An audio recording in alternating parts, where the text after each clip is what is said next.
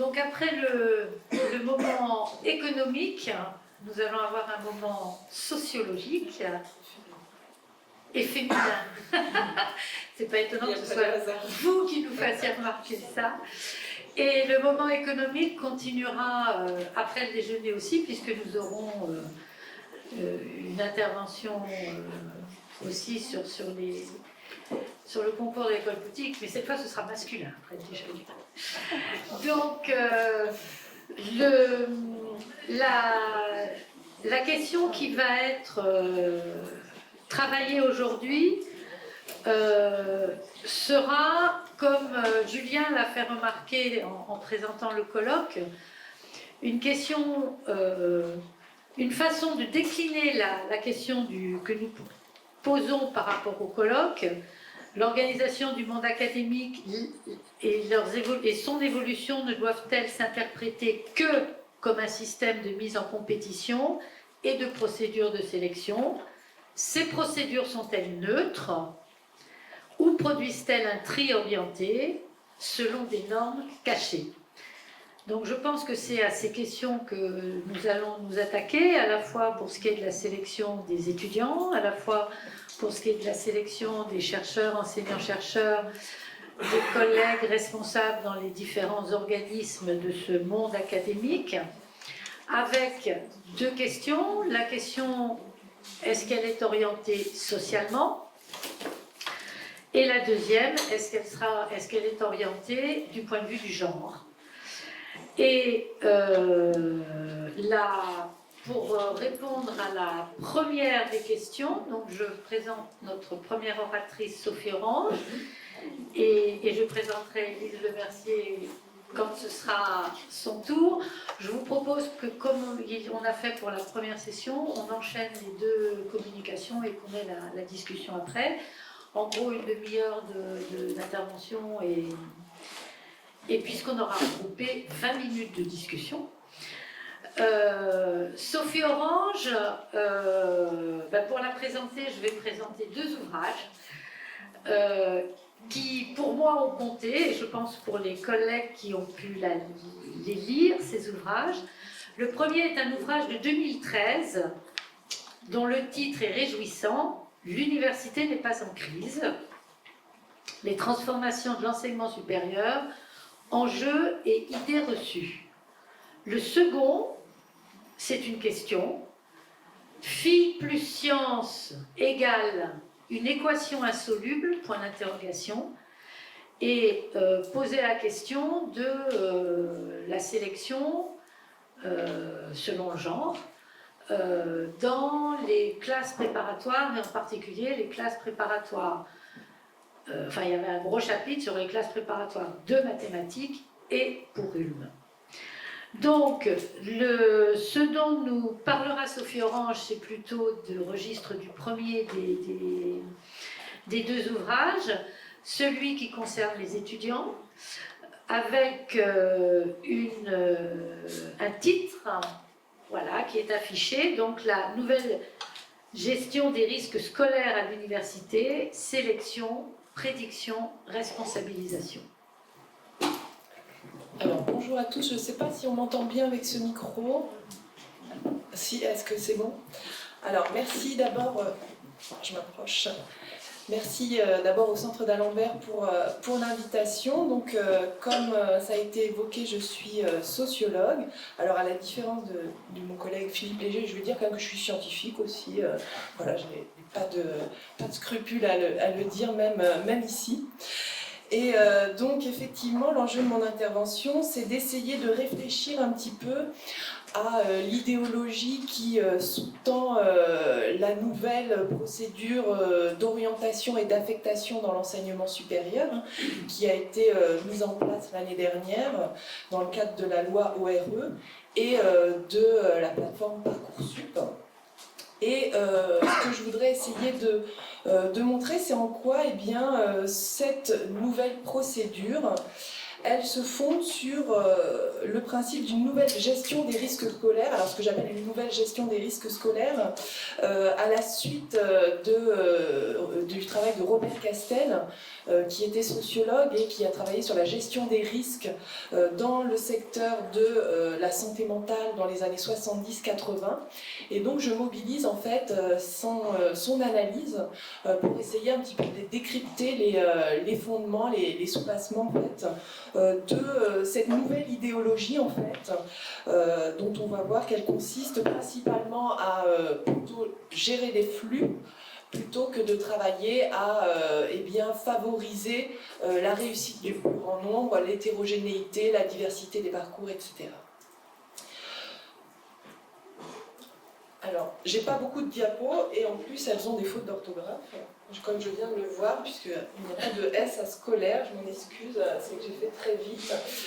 J'ai juste en fait mon plan, donc un premier point qui est sur la gestion prédictive et préventive des bacheliers. Donc là, je vais revenir un petit peu sur les fondements de Parcoursup, ou en tout cas la manière dont je l'analyse. Là encore, je ne suis pas en train de dire quelles étaient les intentions des concepteurs de Parcoursup, mais moi, voilà comment je l'analyse. Et puis ensuite, dans un deuxième temps, j'analyserai les effets en fait de cette nouvelle procédure d'orientation et d'affectation, les effets à la fois sur les acteurs de l'orientation scolaire, les conseillers d'orientation, les enseignants qui participent à l'accompagnement en amont de l'orientation, mais aussi les enseignants qui participent à la sélection des dossiers en aval, les effets également sur les bacheliers, sur les élèves et les bacheliers, dans leur manière d'envisager leur vœu d'orientation dans l'enseignement supérieur.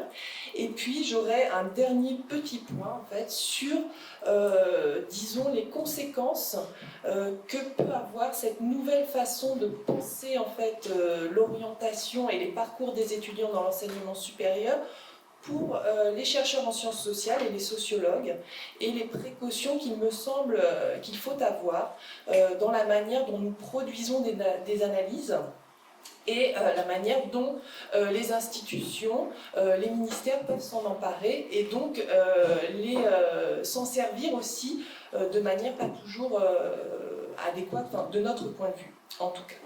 Alors sur ce premier point, la gestion prédictive et préventive des bacheliers, ce que je vais essayer de montrer, c'est que le nouveau modèle en fait, sur lequel repose l'orientation des bacheliers, c'est donc la maîtrise des risques. Qu'est-ce que ça veut dire cette maîtrise des risques?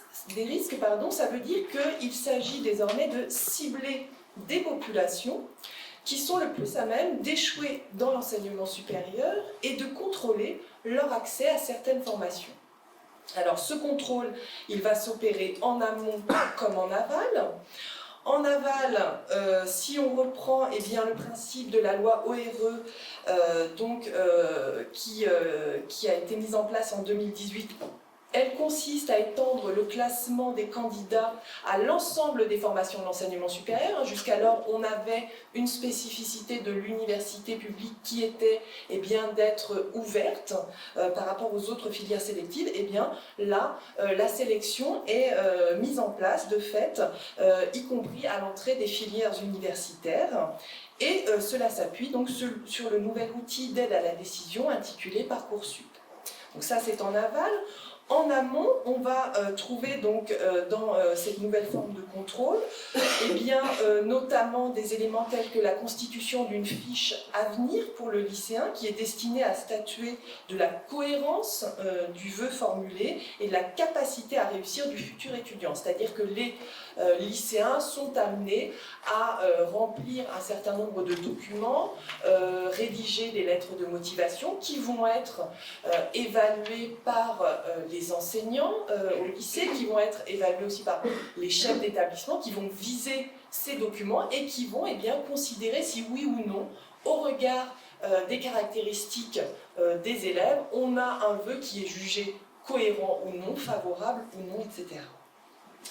On a également un encadrement qui est renforcé dans le cadre de l'accompagnement à l'orientation, puisqu'on a désormais non pas un professeur principal, mais deux professeurs principaux qui vont accompagner cette orientation des lycéens, et leur fonction pédagogique va de fait s'ouvrir à des outils et des pratiques qui tiennent plus largement de la psychologie et du conseil ou même du coaching en fait dans cet accompagnement qui, eh bien, on va le voir, consiste en une véritable gestion prédictive des bacheliers. C'est ça qui est important, c'est cette notion de prédiction en fait qui va être au centre du travail d'accompagnement à l'orientation.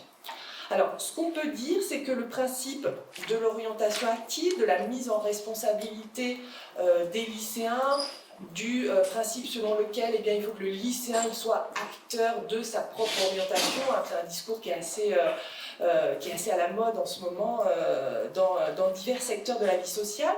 Le principe donc d'être entrepreneur de sa propre orientation, c'est quelque chose qui n'est pas nouveau, c'est quelque chose qui est assez ancien, qui était déjà présent dans le précédent dispositif APB, admission post-bac, où là aussi on attendait des lycéens eh bien, qu'ils soient capables de formuler des choix scolaires rationnels. Qu'est-ce que ça veut dire rationnel de ce point de vue-là? Ça veut dire eh bien, appuyer sur un calcul de chance effective de réussite, statistique à l'appui. Donc, l'interface Parcoursup, la nouvelle procédure d'orientation et d'affectation dans l'enseignement supérieur qui a été mise en place l'année dernière, n'est pas en rupture radicale avec ce qui avait cours alors, mais eh bien, elle pousse un petit peu le principe à l'extrême, si on veut. Et l'idée, c'est que l'État ne veut plus désormais assumer les coûts du pari sur l'avenir que constitue le choix d'orientation. C'est-à-dire que là, cette logique de sélection, elle se part encore plus eh bien, d'une responsabilisation, alors à double niveau, responsabilisation des élèves, je l'ai déjà évoqué, mais aussi responsabilisation des acteurs de l'orientation qui travaillent dans l'enseignement secondaire. Et on va voir que ça n'est pas sans effet sur leur manière de faire leur travail. On a, je l'ai dit, un doublement du professeur principal en classe de terminale. On a aussi un séquençage institutionnel et sur le temps long de l'orientation. Tout au long du lycée, on va avoir des temps qui vont être spécialement dédiés à cette question de l'orientation. On va avoir aussi une démarche de contractualisation avec le lycéen qui va l'engager en fait par rapport à ses vœux d'orientation, par rapport à son engagement dans les études supérieures. Et donc, d'après la manière dont a été présentée cette réforme, tout est fait pour mettre finalement le lycéen et sa famille et ses accompagnateurs dans la situation de pouvoir faire le meilleur choix possible d'orientation. Donc si jamais eh bien, il se retrouve en situation d'échec dans l'enseignement supérieur, si jamais il se retrouve en situation de réorientation, eh bien la cause lui serait imputable de fait, puisque là tout a été mis en œuvre en tout cas pour favoriser ce travail de préparation. En tout cas, c'est comme ça que c'est présenté.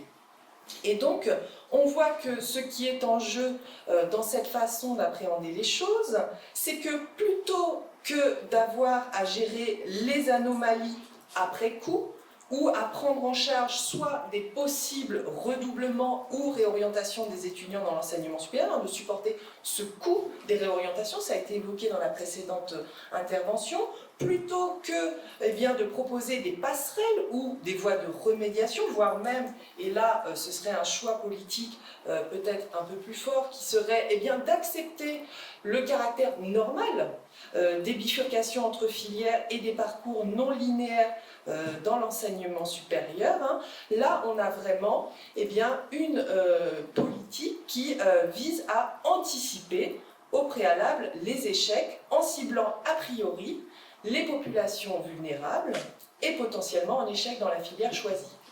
Donc, juste pour rappel, je ne vais pas pouvoir l'évoquer ici, on a évoqué effectivement le taux d'abandon qui est très important dans l'enseignement supérieur, qui est très important, et que je discute avec Romuald Baudin dans l'ouvrage « L'université n'est pas en crise ». En fait, c'est un taux qui est très important lorsqu'on s'arrête aux chiffres effectivement du taux de passage en deuxième année de licence. Si on va un petit peu plus loin et qu'on regarde en fait ce que font ces supposés étudiants qui abandonnent, en fait, une très large partie se réoriente dans une autre filière de l'enseignement supérieur. Donc on voit que déjà là, on n'a pas des abandons secs, on pourrait dire. Et puis d'autre part, on peut aussi, mais là peut-être que ça ouvre le débat sur autre chose, se demander si ce n'est pas normal, je mets des guillemets anormal, de ne pas savoir exactement ce qu'on veut faire après le baccalauréat ou comme métier futur au moment de l'année de terminale, et que se tromper une fois, deux fois n'est peut-être pas si dramatique que ça. Mais là, ça nous emmène sur autre chose. En tout cas, ce n'est pas la logique, vous l'avez compris, de cette nouvelle gestion des affectations et des orientations dans l'enseignement supérieur. On est vraiment, là encore une fois, sur de la gestion et du détournement de flux, a priori, plutôt que de la gestion de flux a posteriori, c'est-à-dire d'accompagnement vers la réussite, d'accompagnement vers les réorientations. Et donc, je l'ai dit, on va essayer de cibler, en fait, le principe de Parcoursup, ça va être de cibler ces populations vulnérables qui risquent le plus d'échouer dans l'enseignement supérieur. On a évoqué tout à l'heure également les bacheliers professionnels. Alors, ça tombe toujours sur les bacheliers professionnels, puisqu'effectivement, ils ont un taux d'échec ou d'abandon très très important à l'université.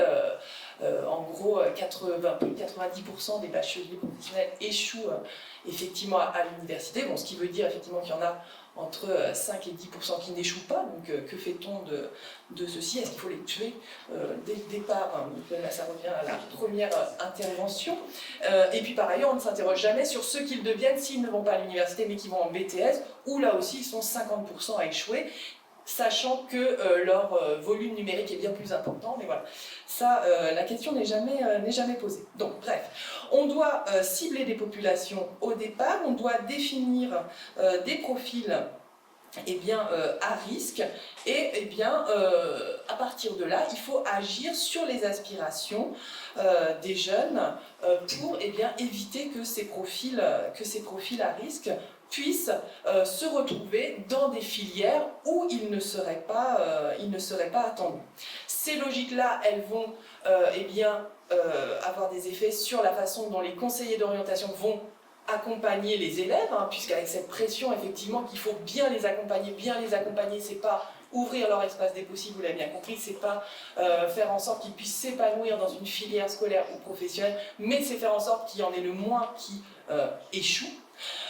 Et puis ça va accompagner aussi les enseignants des formations de l'enseignement supérieur, les enseignants de licence qui vont devoir paramétrer les outils d'aide à la décision. Quand ils reçoivent 2000 vœux de candidature, il va bien falloir faire une sélection sur certains critères.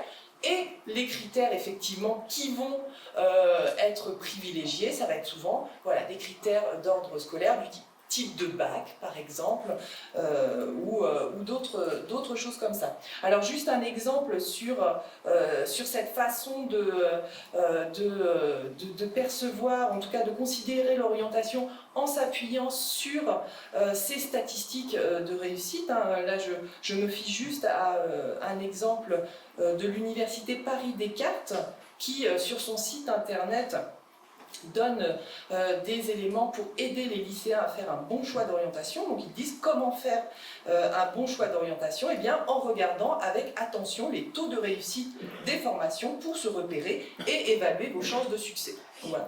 Donc là c'est dit très très clairement. Donc on est vraiment dans une logique préventive où on cherche, j'insiste lourdement là-dessus, mais à détourner vraiment les publics susceptibles d'échouer, et pas en s'attaquant aux causes de l'échec. Ça pourrait être aussi une idée. On n'est pas en train de s'interroger sur les inégalités sociales face aux acquis scolaires dans le primaire ou dans le secondaire. C'est pas la question. On n'est pas non plus en train de se questionner sur les inégalités matérielles de conditions de vie étudiantes. On n'est pas non plus en train de s'interroger sur les logiques implicites de l'apprentissage à l'université, l'importance de la culture libre, comme le montrait Bourdieu, et qui fonctionne encore très très bien à l'heure actuelle. Ce n'est pas du tout, encore une fois, l'état d'esprit. on est vraiment, hein, encore une fois, et j'insiste, sur cette question de gestion des risques que Robert Castel avait donc appliqué au champ de la santé mentale et du travail social en 1981, et voilà, qui fonctionne très très bien. Alors je cite ce qu'il écrivait à l'époque pour vous montrer voilà, comment ça fonctionne bien. Il écrivait donc à une extrémité de cet éventail, on trouvera donc une administration autoritaire, encore directement orchestrée par l'appareil d'État, des populations à risque à partir de l'établissement d'un profil qui trace pour elles les filières sociales qu'elles seront obligées d'emprunter. C'est la gestion des risques sociaux. Donc voilà.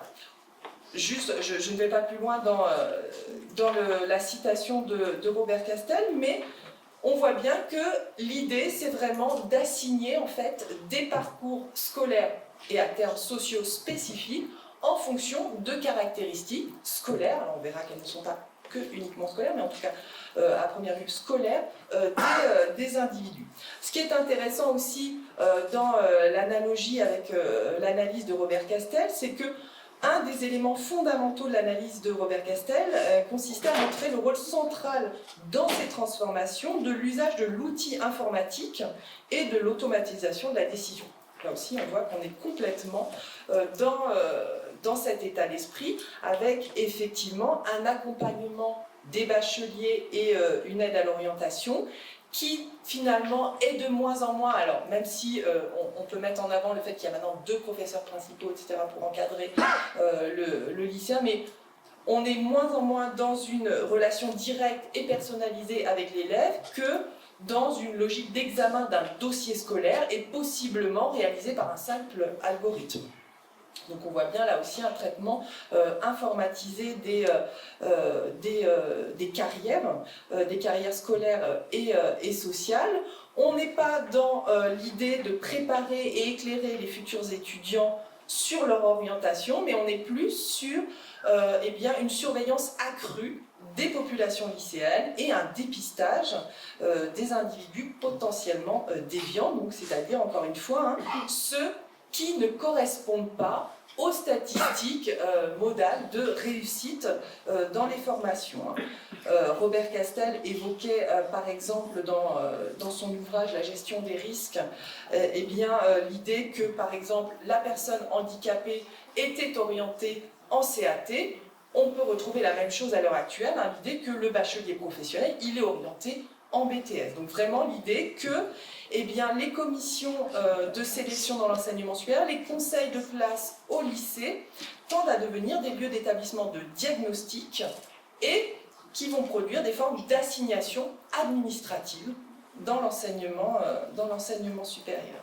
C'est vraiment effectivement, et là encore je recite Robert Castel, l'objectif politique supporté est la projection d'un ordre scolaire, c'est moi qui rajoute, plutôt que son imposition après coup. On est vraiment toujours dans l'anticipation et l'idée du risque minimum en s'assurant des parcours bien linéaires et prévisibles sur le long terme.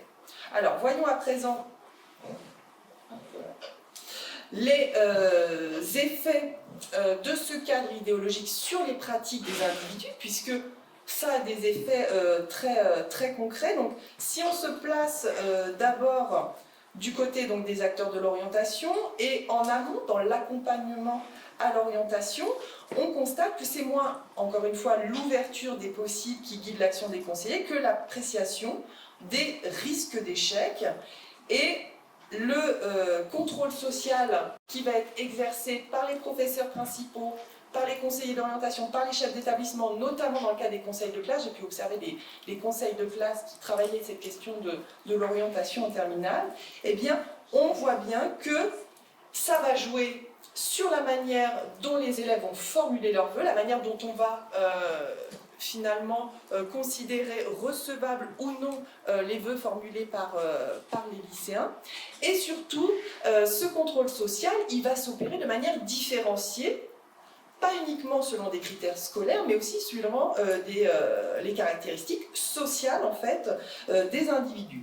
Et ce qui est assez intéressant, et je pense que je n'aurai pas le temps d'entrer dans le détail, Mais c'est de dire effectivement que, par exemple, dans une classe de terminale L, donc, où j'ai pu assister au conseil de classe, j'avais donc deux élèves qui, donc, alors, une avait des très bons résultats scolaires, elle avait formulé énormément de vœux d'orientation, hein, elle avait vraiment utilisé de manière optimale toutes les possibilités qu'offrait, alors c'était à l'époque d'APB, mais ça fonctionne là encore de la même manière aujourd'hui, toutes les possibilités offertes par l'application, et les enseignants, les chefs d'établissement ont accueilli de manière extrêmement élogieuse son ambition, c'est-à-dire c'est pas souvent qu'il y a autant d'ambition. Par contre, un autre élève qui, lui, était redoublant, qui avait une moyenne qui était en dessous, en l'occurrence de la moyenne, lui aussi avait formulé énormément de vœux. Alors quand on regardait ses vœux, ils étaient plutôt bien ajustés finalement à son profil scolaire. Il n'avait pas eu visé des filières d'excellence, mais il avait essayé d'assurer d'une certaine manière ses arrières. Et les enseignants ont plutôt désapprouvé en fait sa façon d'envisager les vœux et de multiplier les vœux en disant mais il est complètement perdu, il est très large, etc. Là où juste avant, hein, la jeune fille était très ambitieuse et c'était formidable. Donc là, on est sur des critères plutôt scolaires. La même chose joue à niveau scolaire équivalent, mais sur des différences de profils sociaux. C'est-à-dire que ce qui est assez intéressant, là, toujours dans cette idée de prévision, de projection, d'anticipation, eh bien, un élève qui est issu des classes supérieures, on va lui accorder beaucoup plus facilement la possibilité que son potentiel se révèle un jour. Il n'a pas tout donné et qu'il pourra faire ce qu'il voudra. Tandis que eh bien, des élèves d'origine sociale plutôt défavorisés n'ont pas de potentiel, en tout cas on ne considère pas qu'ils ont un potentiel, mais on a l'impression qu'ils restent figés dans un destin scolaire et social qui est inscrit dans leurs résultats actuels. Voilà. Donc on voit que la manière d'envisager le futur n'est pas du tout la même, et là, en fonction des caractéristiques sociales. Donc la question était, voilà, est-ce que c'est neutre scolairement et socialement? La réponse est non. Je suis obligée d'aller vite, hein, donc je donne des réponses rapides. Sur la question de la sélection des dossiers en aval, alors je n'aurai pas le temps de rentrer dans les détails. Moi, j'avais plus particulièrement observé la question des sélections à l'entrée des sections de techniciens supérieurs qui préparent au BTS dans le cadre de ma thèse. Et ce qui m'avait intéressé notamment, c'était le fait qu'on avait donc des filières sélectives. On était encore à l'époque où il y avait des filières sélectives, des filières ouvertes, et des filières sélectives qui recrutaient les moins bons des étudiants. Donc c'est quand même assez paradoxal, parce qu'effectivement, qui sont les étudiants qui sont en classe de BTS? Ce sont les étudiants qui ont le profil scolaire le plus fragile, des bacheliers technologiques, des bacheliers professionnels, et ce sont principalement des bacheliers enfants d'ouvriers, enfants d'employés. Hein. Donc la démocratisation de l'enseignement supérieur, elle se fait principalement par les classes de BTS et non pas par l'université, comme on entend parfois dire, effectivement, avec cette invasion des bacheliers professionnels qui, en fait, ne sont que très très peu. Et ce qui est intéressant, donc, dans le cadre de ce travail des commissions de sélection à l'entrée en BTS, c'est justement tout eh bien, cette logique de conjecture, d'anticipation. Est-ce que ce sera un étudiant qui sera bien ou non dans la filière? Est-ce que c'est un profil de BTS ou non? Alors par exemple, les bacheliers qui avaient les meilleures notes, on considérait, en tout cas les enseignants considéraient, qu'ils n'allaient pas venir en BTS et qu'ils ne seraient pas bien en BTS. Donc finalement, ils étaient plutôt mis en bas du classement, là où on visait en fait des candidats au profil moyen, plutôt laborieux en fait, enfin, voilà, qui correspondaient finalement au profil déjà en place dans les filières. Donc, là aussi, je ne peux pas rentrer dans les détails, mais c'est pour montrer effectivement que la sélection, elle n'appelle pas l'élite, ni scolaire ni sociale, mais la sélection, elle dépend effectivement de la position des formations au sein de la hiérarchie symbolique des filières de l'enseignement supérieur.